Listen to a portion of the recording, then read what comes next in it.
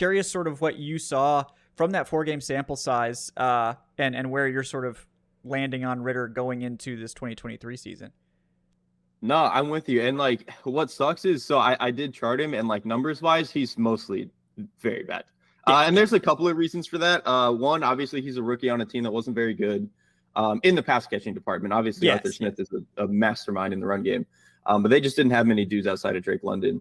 So there was that. There's also like he is not the most accurate passer. Like he does spray a little bit, and that was even an issue for him in college, especially early in games when he's like really trying to settle into a game. So I think that hurt. And then also just the New Orleans game specifically was like it tanked his numbers pretty bad. He was really bad in that game. But I think what's important is that to your point, he very clearly got better from his first game going all the way to his last start. Like he very clearly started to play a lot faster. Like in that New Orleans game, you could tell he knew where his eyes were supposed to take him, but the gears were like a little bit not turning at the right speed. But I think you saw each and every week he was getting a little bit faster. He was doing a little bit more pre-snap. He was able to get to his checkdowns a little bit more efficiently.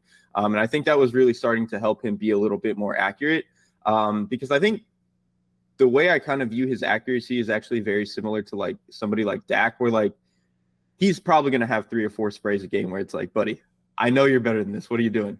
But because he plays with such good like pre-snap awareness, such good timing, he knows where the ball is supposed to be. He can be a passer who is generally accurate just because he's doing the right thing all the time. So that's kind of what I think the goal for Ritter should be, is like if he can just continue to get better. And like I said, we saw this in college. And usually when we see this like progress in college over the years for a guy, that tends to like work out in the NFL too. Like Lamar Jackson is always the guy I go back to. Like watching him as a freshman to watching him his junior year just as a passer and what he could do mentally, it doesn't even look like the same player. And I think Ritter was kind of the same way in college. So I'm hoping that with another year in the system, getting a little bit more talent at receiver, hopefully a healthier Kyle Pitts, I'm feeling pretty okay about where Desmond Ritter is going to be.